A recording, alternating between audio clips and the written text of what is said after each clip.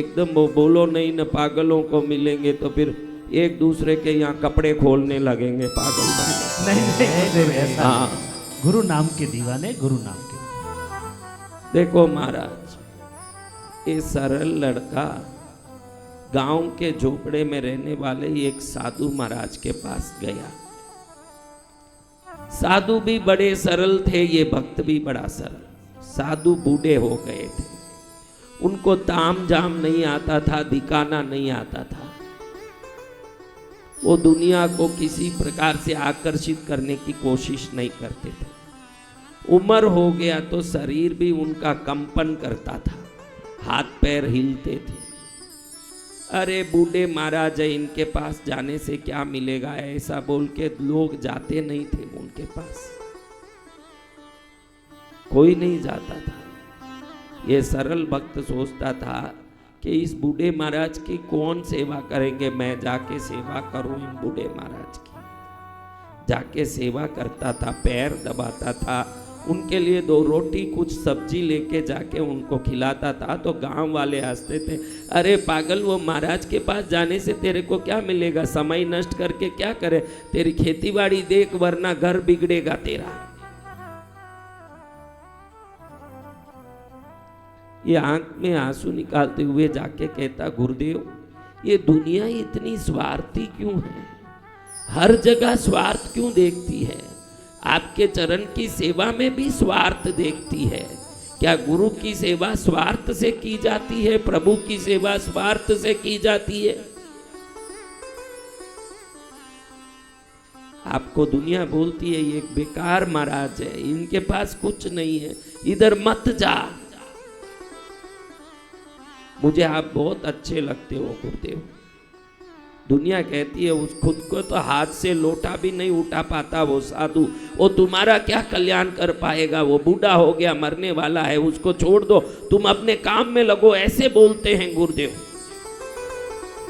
मैं क्या करूं, मुझे आपके चरण में दिल लगता है, मैं आपके चरण में सेवा करके खुद को धन्य मानता हूं गुरुदेव।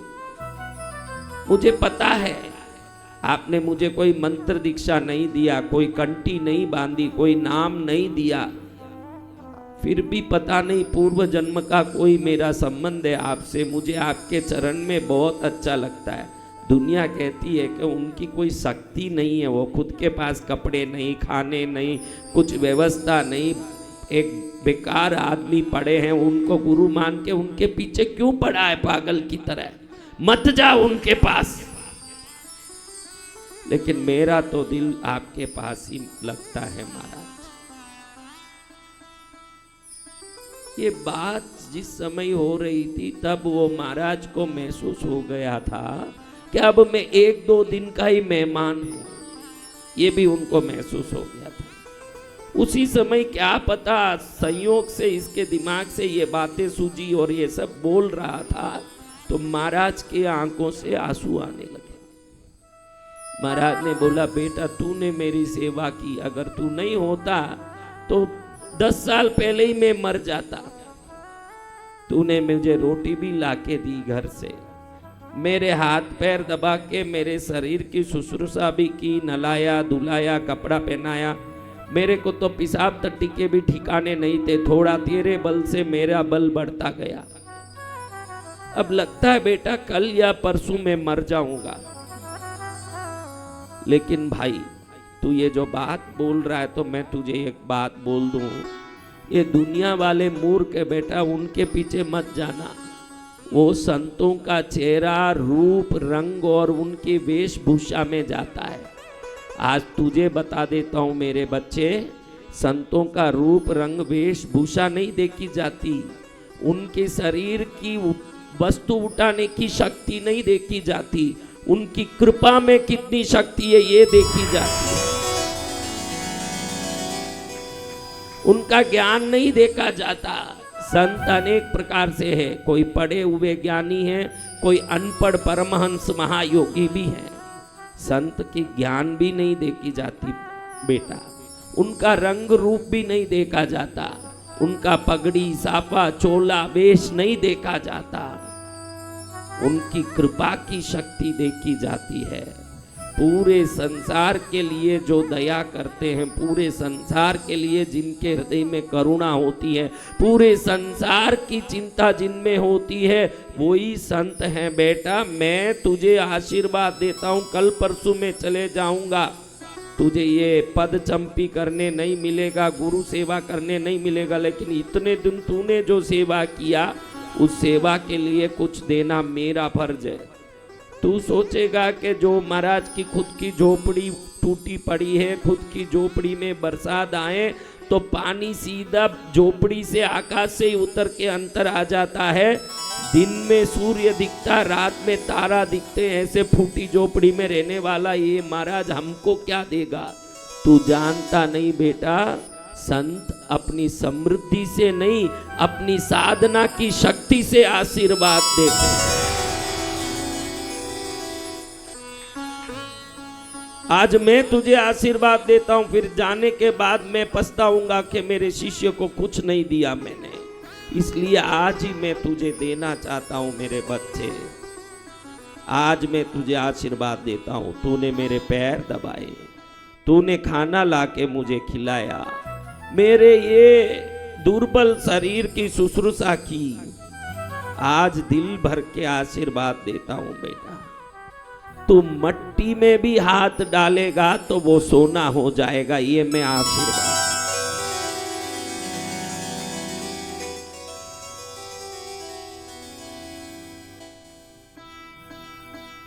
गुरु का आशीर्वाद पाके रोते रोते कहता है, प्रभु मुझे कोई आशीर्वाद नहीं चाहिए, अपने मुख से आप शब्द मत निकालो कि 2 दिन में मर जाएंगे। हे गुरुदेव, आप मर जाओगे तो मैं किसका पैर दबाऊंगा? मैं किसके चरण में बैठ के भक्ति शुश्रूषा करूंगा? मैं किसको गुरुदेव गुरुदेव बुलाऊंगा? प्रभु, मैंने दुनिया देखा है, बिना माँ बाप कोई नहीं आया। अनाथ जिसको बोलते हैं वो भी माँ बाप के कारण ही संसार में आता है। बिना रिश्ते कोई संसार में नहीं है। किसी का मामा, किसी का काका, किसी का बुआ, किसी का भूरा, किसी का साला, किसी का साड़ू, कोई ना कोई रिश्ता है। लेकिन भाग्यशाली होते हैं प्रभु गुरुदेव, उनको गुरु का रिश्ता बनाने का मौका मिलता है। सत्य वचन गुरुदेव। हर एक को ये मौका नहीं मिलता गुरुदेव। हर एक के माँ बाप, भाई बंधु परिवार होता, लेकिन हर एक के गुरु नहीं होते। इसलिए आप बड़े मुझे मुश्किल से मिले। गांव वाले जो बोले बोले, उनकी चिंता नहीं गुरुदेव, मुझे तो आप चाहिए। आप और 100 साल जिए, अपने मुख से ये आप शब्द मत निकालिए। बेटा, मेरा जाना निश्चित है, इसलिए अब तू लाख बोले तो भी ये शरीर एक दिन जाने वाला है, लेकिन मेरा आशीर्वाद तेरे साथ है। जब तक तूने मेरी सेवा की। लेकिन अब तेरी जिंदगी बदलेगी।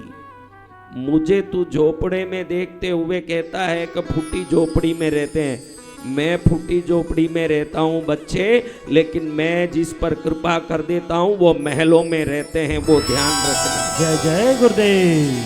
हे बेटा, संतों के अपने निवास स्थान, अपना रूप, अपनी आचरण, अपनी शक्ति को मत देखना कभी, उनकी कृपा की शक्ति कितनी है ये देखना। जय जय गुरुदेव।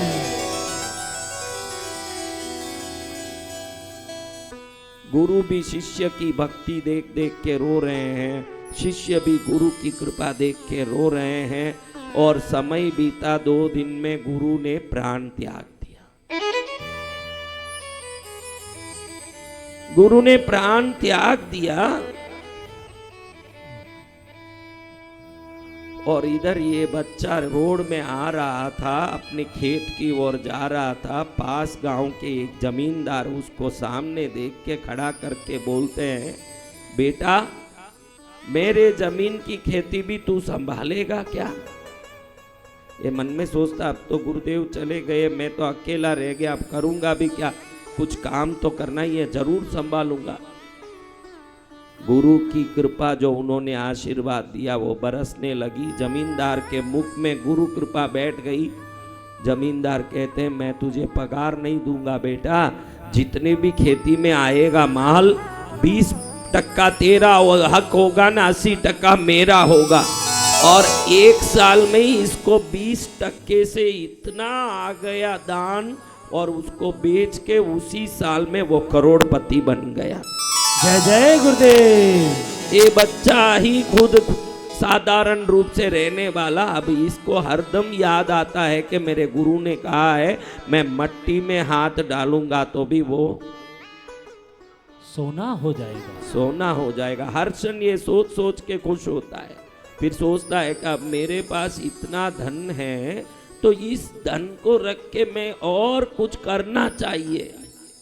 अच्छे अच्छे लोगों को जोड़ के व्यापार चालू करने लगा, जिसमें हाथ डालें वही सोना होता जाए, जी भगवान, वही सोना होता जाए। 2 दुकान हुए उसके, खेती तो थी, 4 दुकान हुए, 8 दुकान हुए। अब सोचता है कि छोटे गांव में रह के इतना काम नहीं कर पाएंगे, शहर में जाना चाहिए। ये पूरा संपत्ति माल मिलकत लेके शहर में गया। अब जैसे शहर देखता है, पहली बार इतना बड़ा शहर जहाँ ऊँट बैठ अलग टाइप की है, लेकिन हाथ में पूंजी वाला आदमी थोड़े दिन में ही सब शहर वालों के सब हाव भाव सीख लिया, भाषा ऊँट बैठ सीख लिया। और अब शहर वाले बड़े बड़े सेठ इसके दोस्त हो गए, शहर में बड़े बड़े शोरूम इसके हो गए, दुकानें इसकी हो गई। और अब ये देखो तो दुनिया में नाम करने लगा, और जो करोड़ों में खेल रहा था अब अरबों में खेलने लगा। जो झोपड़े में रहने वाला लड़का,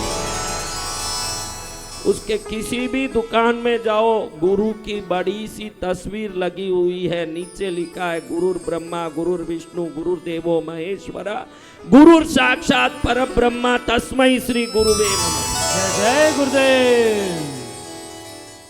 किसी भी दुकान को देखो शहर में, इसका तो एक दुकान, कपड़े में इसका भी दुकान है, सोने में इसका भी दुकान है, टीवी फर्नीचर इसके भी दुकान है, हर जगह इसके भी दुकान है। हर दुकान का नाम है गुरु कृपा इंडस्ट्रीज, गुरु कृपा किराना स्टोर, गुरु कृपा क्लॉथ सेंटर, गुरु कृपा ज्वेलरी, गुरु कृपा गुरु कृपा गुरु कृपा। जय जय गुरुदेव, जय जय गुरुदेव, जय जय गुरुदेव। क्या नाम लिखा है? गुरु कृपा, गुरु कृपा, हर जगह गुरु कृपा। अब गांव वाले आके हाथ जोड़ रहे हैं, शहर के बड़े बड़े लोग। आप तो शहर के सबसे बड़े सेठ हो, आपके रहते कौन हमें समझ सकता है प्रभु।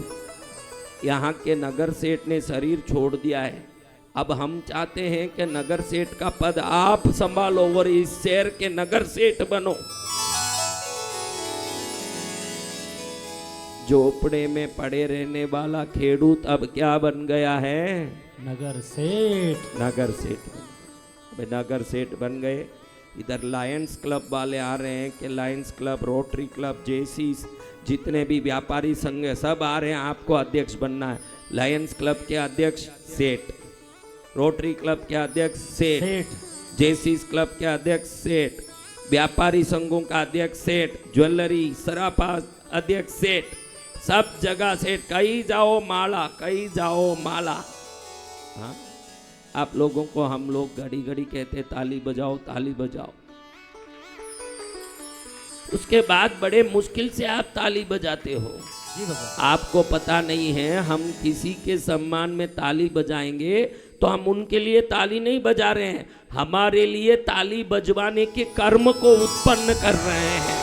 जय जय गुरुदेव। जब आप ताली बजाओगे तो भविष्य में, इस जन्म में नहीं किसी जन्म में भी आपके लिए कोई जितनी ताली आप बजाए हो वो खाली नहीं जाती, उतनी ताली आपके लिए कोई बजाएगा भविष्य में, क्योंकि किया हुआ कर्म खाली नहीं जाता। गुरु के प्रति उसने जो सेवा की वो खाली नहीं गया, उसने गुरु को 2 रोटी खिलाया, आज वो प्रतिदिन 2 लाख लोगों को रोटी खिला सके, जिंदगी भर इतना पैसा वाला हो गया। जय जय गुरुदेव। जो कर्म करते हो वो उसी प्रकार से वापस मिलेगा, ये ध्यान रख के चलोगे तो जीवन में सुखी, जीवन में मंगल हो।